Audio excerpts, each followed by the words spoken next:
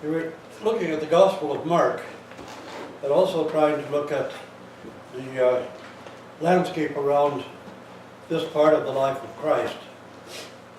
We get the most detail when we're talking about John the Baptist or one of the Herods, because they're such powerful figures in history that a lot of the history of the area moves around them. They impact on the history a lot. So we get much of an idea about the political life in Palestine at the same time. And when we look at the Gospel of Mark, we notice that it opens with a whole stream of miracles or healings by Christ. And we recognize that some of these healings come at a different time in some of the Gospels.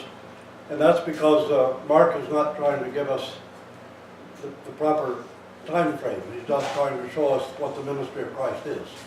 And Mark's idea is that he shows us, first of all, what John the Baptist was actually doing, and we discussed that. And then he shows what Christ's ministry really was. It was a healing ministry. And that's why he shows us so many different kinds of healing right away, even though they came at different times in the life of Christ. And some people see that, well, Matthew and Mark don't exactly match in the way the order they put things in. But Mark's not interested in the order. He's interested in showing us what Christ is doing.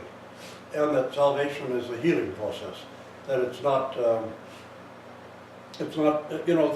there was a teaching that started in the West where they thought that Christ came to earth to be a sacrifice to satisfy God's justice, and that God got vengeance on us through Christ.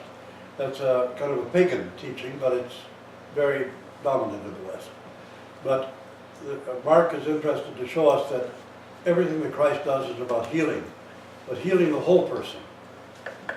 Sometimes when they talk about somebody possessed by a demon, in proper Greek, that doesn't necessarily mean that it's a spirit of some kind. It can also mean that just a mental illness.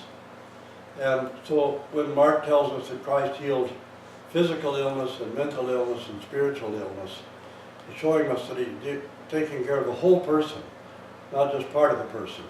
That the body is also valuable. The body can be grace-bearing. The body can be a temple. And so the soul and the body are equally important. So he heals every part of mankind to show us that really this is about the whole person. And in one instance, Christ tells a man that your sins are forgiven. And of course the Pharisees and the lawyers are very upset. They said, who can forgive sins except God? How's he trying to heal somebody by saying your sins are forgiven? And again, what Christ is teaching us is that everything we do affects all of our health.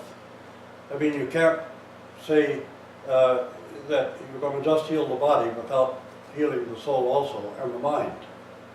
So your sins are forgiven because he starts by healing, giving a spiritual healing that becomes a physical healing. Sometimes, we hear that you can actually develop heart disease or even cancer from stress in your life and from worrying too much and from anxieties, because they weaken the immune system in the body and make you ill. So here Christ is showing us, okay, this is all tied together. Your whole person, your whole being is all tied together. And he says, I'm here to save your whole being, your whole person, not just a part of you. So that's why Mark is so focused on this one in particular. The thing that strikes us though sometimes, and Mark makes a point of it, although the other apostles too. And Christ was in the synagogue, in this chapter we're just reading. Christ is in the synagogue, and a man with a withered hand comes, and everybody's watching to see if he's going to heal because it's a Sabbath. And they're going to wait and see now. Is he going to heal on the Sabbath? And this is Christ asked, is it okay to do evil or to do good on the Sabbath?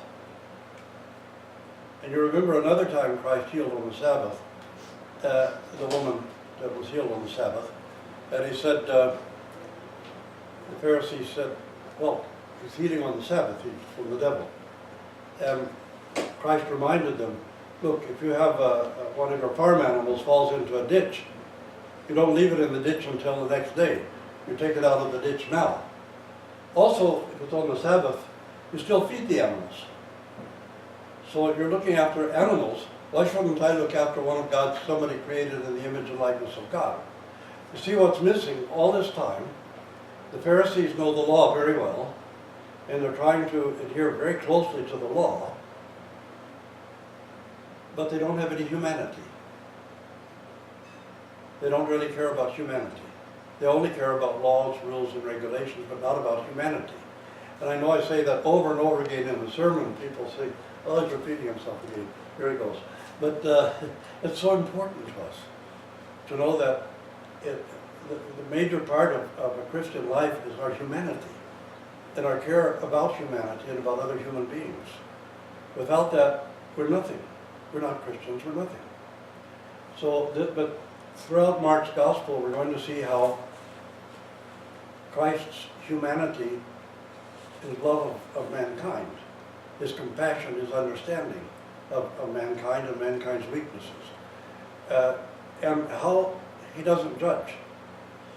You know, the only people that Christ speaks sternly to, if you read carefully, he speaks sternly to the rigid Pharisees, to the rigid lawyers, and to the fundamentalist Sadducees, because the Sadducees are more fundamentals. And they're the only people that he speaks at all harshly to. And it's because they know the truth, but they've hidden it under all these rules and regulations and all of this. So they've become so focused on it that their ego is based on it. So their egotism. They can judge and condemn other people while they do worse things. But the worst things they do might not be against the law, just because there's no law written about it.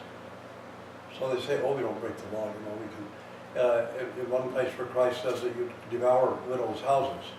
It means if you loan money to an old widow and she owes you money and she doesn't pay, it's lawful to throw her out on the street and take her house and sell it. But it isn't moral to do that. But it's lawful, so you can do it, you're not breaking the law. But there's something desperately missing in your comprehension and understanding of Christ and of salvation when you do that. So this is one of the big emphasis in Mark's gospel. And we remember too that during this time, the country's occupied by Roman soldiers. And there's still a lot of crime, but it's nevertheless safer and more peaceful because of the Roman soldiers. But the price is huge taxes that have to be paid to support them. That's why in Gadara, you know, when Christ crosses over into the land of the Gadarenes, where there are herds of pigs there. If it was a Jewish country, there wouldn't be herds of pigs.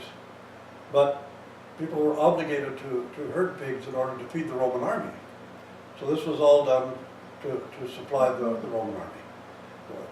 And so much of what people were doing was, even some of the Pharisees, they were sometimes a little rigid because they saw that people were absorbing the Roman culture and things.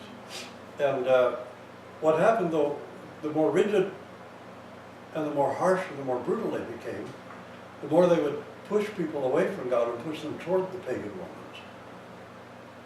Romans. Because you can't bully people into faith, and you can't bully people into trying to follow the faith. It has to always be a love affair with God. We always have to have a love affair with God. And as my friend David Goa puts it, Christ was wooing us. I don't know if all of you know that word, you know, wooing us into love with God. That's like all those promises that a man makes before he marries you, and usually doesn't keep afterward. But he's going to give you the sun and the moon, and you know, sort of diamonds for your ears and stuff. But this is kind of wooing a person or trying to win their hearts, and Christ is trying to win our hearts to God. And he's not doing it through demanding the kind of blind obedience to a system of laws and things. But even in all of his healings, it says so many times in Mark's Gospel, he says, and Christ was moved with compassion. And the man who was a leper, also in this section we're reading right now, comes up and says, if you will, you can heal me. And Christ, it says, was moved with compassion. And he said, I will be whole, be healed. And this is so much a part of this whole thing that we're being taught.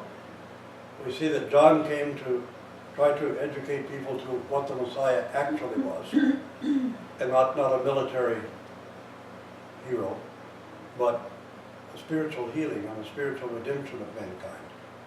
And now he's showing us that Christ's whole ministry is really a ministry of healing, but he has to emphasize that Christ is moved with compassion.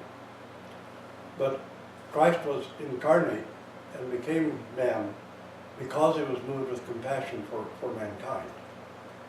And now he's showing us on individual human beings that the individual really counts, the individual really matters.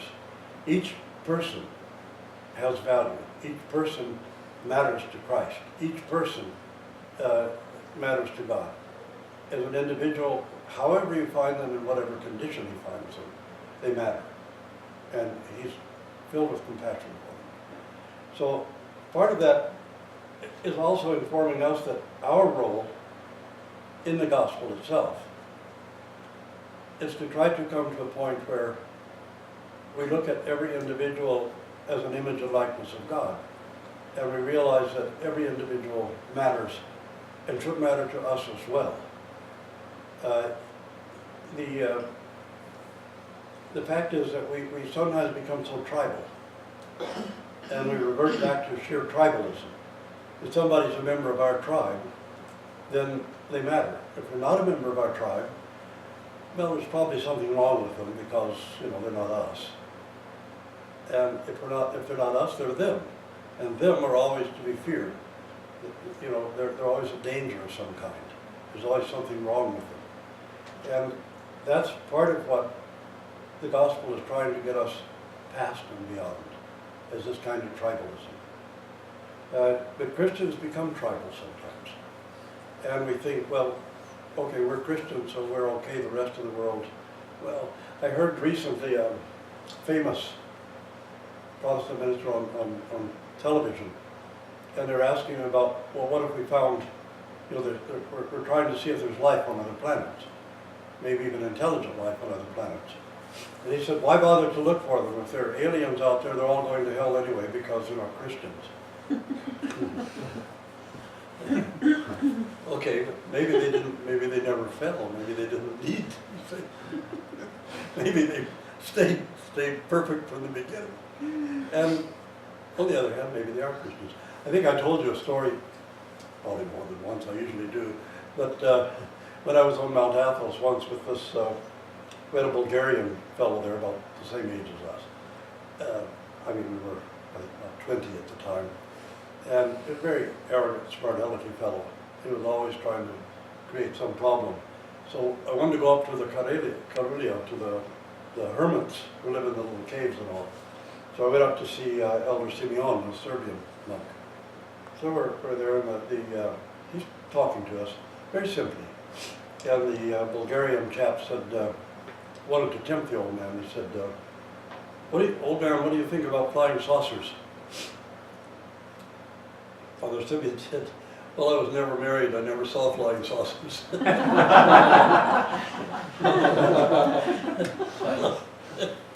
He says, no, he said, I mean spaceships coming from other planets or other galaxies, and they visit the Earth. And the old man said, no, could be. Could be. Maybe people from another planet are coming on pilgrimage to the Holy Land. So, but you see how easy it is to be judgmental like that. Okay, there's somebody on another planet, they're not us, they're them. Therefore, they're probably going to hell because they're not us. And that's a trap that far too many Christians fall into. It's something we have to kind of watch all the time. And I think I've asked a few times in the past, if you go home and write a list of every person that you are angry with, and put a little star beside the ones that you never forgave yet, and then make another list of all the kind of people that you hate, feel like you hate, or dislike intensely. And then put a list of people you think are going to hell. And then try to think of an actually a good reason for each one of them. And you can think of people you hate, but you can't think of a good reason for why you hate them. There is no good reason. And it's the same to say, well, why do you think such and such a person is going to hell when you know, God's already forbidden us to judge? You know, it's kind of funny. Who's going to judge everybody? And say, what's heaven and hell? Remember, it's the river of fire. And whether you receive it as the love of God or whether you receive it as a flame that burns you because you rejected love, that's heaven and hell. But who makes the judgment? If you're going to judge that somebody's going to hell, it means that you're trying to kick Christ off the throne and take his place. But isn't that what Satan did in the beginning? He wanted to be equal to God. If you can judge another man's soul, then you're trying to be equal to God. And you're doing the same thing Satan did in the first place. So that's why I say, you know, we have to, when we're tempted to judge like that, we should fall into real fear and terror. Because we know that we're going to be judged the same way we judge. And we're doing what Satan did anyway, by trying to take God's place and take God's power away from him and out of ourselves by when we judge somebody. Never can say who's somebody's going to hell. You know that in the White Sea in the far north, when they turned the Solovki Monastery into a prison camp for bishops and high-ranking priests, life expectancy was about 3 years because it's intensely cold and there was very little food, and everybody had to go out. The prisoners all had to go out and ice fish to try to get enough food for themselves. And at the time when Lenin died, one of the guards came in and said, Comrade Lenin has died, so everybody to stand for a moment of silence in tribute to him. So everybody stood up except one Nr.3. It was remained lying on his pile of straw or his bed. And afterward, Archbishop, I have to think, I lost his name, Hilarion Troitsky. He asked the man, why didn't you stand? When he said to stand for a moment of silence. This is for Comrade Lenin. For Lenin, he died, he's already burning in hell. Why should stand for him? He says, oh, he's burning in hell. How do you know? Maybe he repented with his last breath. But you, brother, will hate until your last breath. So who will be in hell, you or Lenin? You know, so there you go. It's a tragedy that one of the biggest manifestations of the kind of broad Christianity in North America is the kind of hate that is preached in it. And you can't, you know, you can say, I didn't like communism, I didn't like any part of it, but I can't say that everybody who was a communist is going to be in hell, because I don't know how they died. And I don't know what went on privately, secretly inside their hearts. You know, it's hard to grasp sometimes that they may not have. I don't know if you know the story when the elder Mina Dobru in Romania, he once wrote to Nicolae Ceausescu and said, Brother Nicolae, I'm deeply concerned about your soul. If you should decide that you want to have confession, I'll be willing to come to to Bucharest and hear your confession. And about a week later, the Securitate arrested him and put him in prison. But he said, well, at least I tried. He said, I don't want him to go to hell. Why do I want him to go to hell? I want him to, I want him to be in heaven. So, somebody asked Elder Barsalufius in Gaza in the old ancient times, and one of the monks said, could I pray for Satan that he would be saved? And Elder Barsalufius said, as long as you do it with a sincere heart. He said, honestly, I don't think it'll work, but it's worth a try. If you do it with a sincere heart, go ahead. But so you see that even Satan, we rather than hate, we should lament. Because if we're Christ-like, we don't want anybody to suffer anything. And so we need to think, see, this is what we're talking about. What is actually a Christian life? Those people that perhaps we might hate because they're not good people, Yeah. I think a lot of times we don't think that perhaps there's something missing in them that makes them hate. And if we give love to them, then perhaps will change that. Well, yeah, in fact, Metropolitan Anthony reminds us, Propovitsky, one of the great 20th century saints, reminds us that there's no other force, no other power, no other strength we can possibly have that will serve for the rebirth of another human being, except the power of co-suffering love. There isn't anything else. Not humiliation, not degradation, not cursing, not spitefulness, not telling people what's wrong with themselves. None of that is of any use whatsoever for the spiritual transformation of another human heart. The only thing that there is that we have to offer is to struggle to have a co-suffering love for the person. By co-suffering love, we can actually enter into their suffering. Because we think about passion only as sin, but we always forget that passion means suffering. And the passions are things that human beings suffer from. However else you want to define them, they're things that people suffer from. And hating a person, or this idea, hate the sin but love the sinner, is one of the cheapest, ugliest, most ludicrous statements I've ever heard. Nobody does that. Nobody does it. You identify the sin and the sinner together. Our problem is, as Father Michael S. Cool once told us, we think that sin is actually the problem. Sin isn't the problem. Sin's only a symptom. The problem is alienation. And not just alienation from God, but alienation from other human beings, alienation from each other. And this is where the issue really lies. And if you go back to the story of Cain and Abel, and remember that Cain has just murdered his brother because his brother was offering a sacrifice from the heart, and it was received by God. Cain offered an equal sacrifice, but it wasn't accepted because it didn't come from the heart. And God doesn't come down and punish Cain. He comes down almost on his knees with tears, begging Cain to repent. But Cain now is alienated from his brother, first of all, as a type of being alienated from humanity. And now he alienates himself further from God. What does it mean when it says that Cain went away to the land of Nod? Nod's an old Chaldean word which means really wandering, but not an actual place. So what does it mean that he went farther away? He alienated himself more.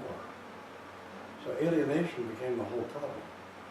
And then Cain builds the first towns. This is the advent, we're talking about the advent of agriculture, historically. Builds the first towns, but he builds towns alienated from God because he's alienated. And alienated from other people, from other tribes, other nations.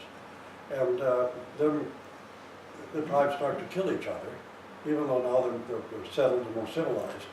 Then you start to have these empires that are built because people are alienated from each other. And what you think about is conquering and subjecting other people instead of sharing the face of the earth with them and sharing what the earth has to offer in it. So this is, if you look at the scripture more carefully, and not like a fundamentalist, you see unfolding before you this whole huge, vast story about humanity. Even the confounding of the tongues.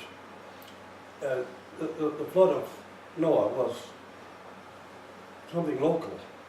It was, not the whole physical earth, but the whole ecumene. I think in Greek you can understand it better, ecumene, the whole world that we know, the whole known world.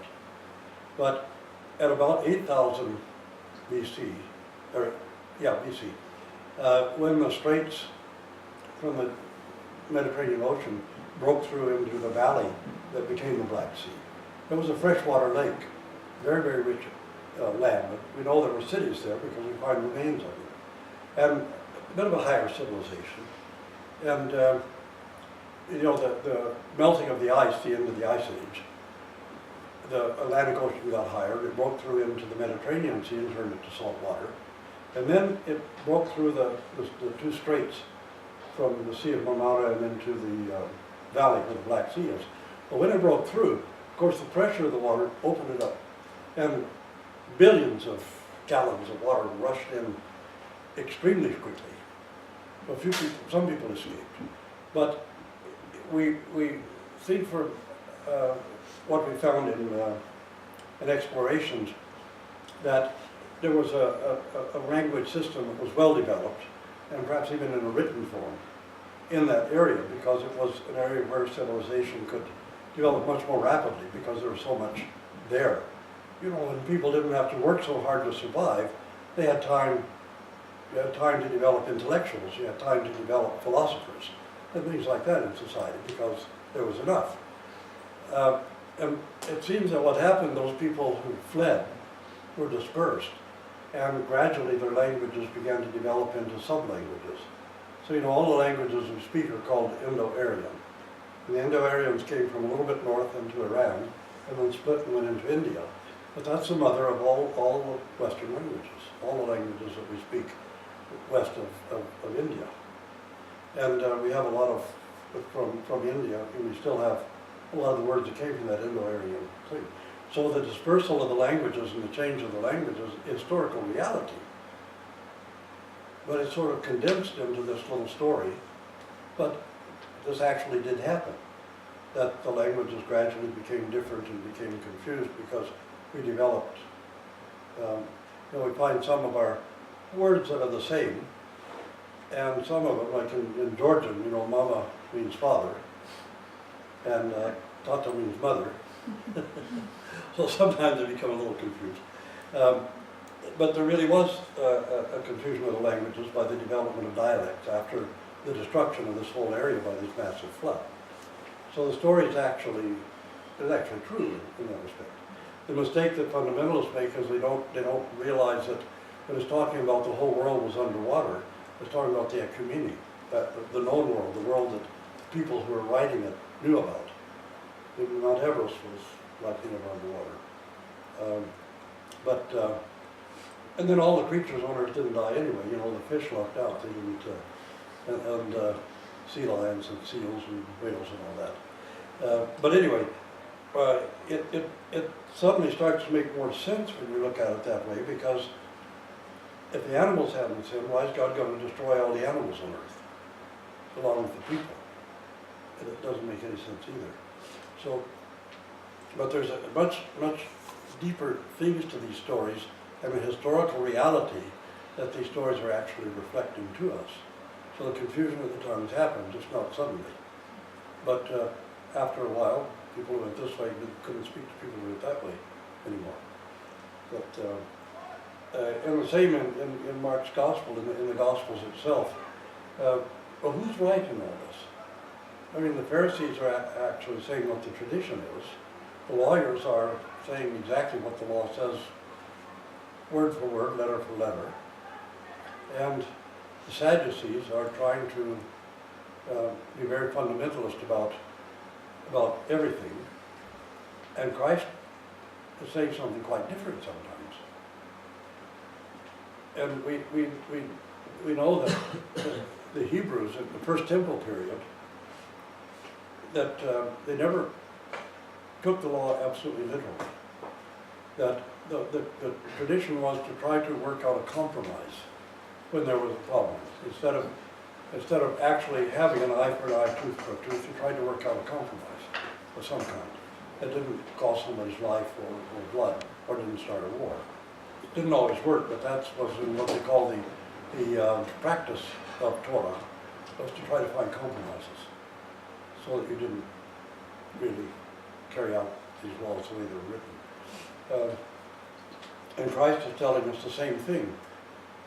Okay, Moses leading few thousand hard-headed Hebrews through the desert needed absolute conformity. There was no way you could get these people through that wilderness without absolute conformity. So you had to be very strict about everything. Somebody's working on the Sabbath, okay, they get stoned to death because they break the whole unity and pattern of this group of people crossing the desert. And the whole enterprise could collapse. It almost did a few times. But Christ reminds us then that, well, the Sabbath was made for man. Man wasn't made for the Sabbath. And we know that, without having at least one day a week rest from work, before long we become quite ill and we can't continue. And if it weren't for the Sabbath day rule, slaves, servants would never get a day off. They would never get rest. They would just simply work until they dropped dead. But even the animals had a Sabbath. And as a matter of fact, the land had a Sabbath. We used to have what we called summer fallow. One field we never plowed, or we left it fallow. And we gave that portion of the land a Sabbath. And it could restore itself and be renewed. And then after you go back and plant it, you give another section a Sabbath, so that it can be restored. And you don't burn the land out. And this is exactly what happens with us. We need a Sabbath to get restored and renewed. Otherwise, we're going to be burned out too. So the Sabbath was really a gift to us. And making it sort of a death penalty for breaking the Sabbath is, we say, a little extreme. But there are people who believe that, and people who would do it right now. Believe me, we have Christians who would put people to death for breaking the Sabbath if they could get away with it, if they could do it. This is where we want to go today with this. And just to summarize what we've talked about, is that Christ's ministry was a healing ministry. That almost every way he manifested himself is in healing. But the fact is that he would eat and drink with sinners and publicans, instead of shunning and cursing and condemning them. And a prostitute, or we should say perhaps a former prostitute, could anoint his feet. And Christ would say that this will be a commemoration of her forever, because she did this. So the attitude of Christ is so radically different from most of the other leaders of the nation.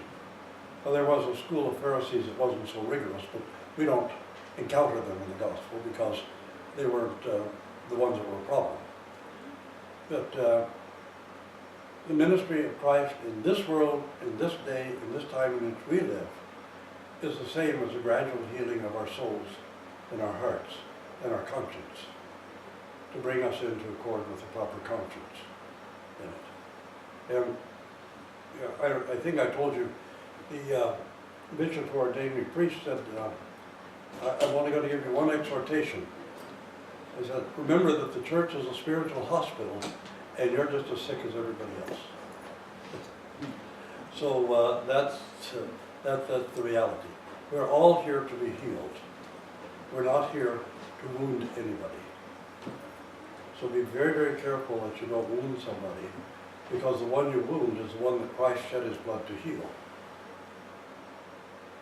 And the one you hate is the one that Christ embraces with his love. And the servant is not greater than the master. If the master loves that person, how dare you not do the same? That's as far as we're going to go today. You can turn.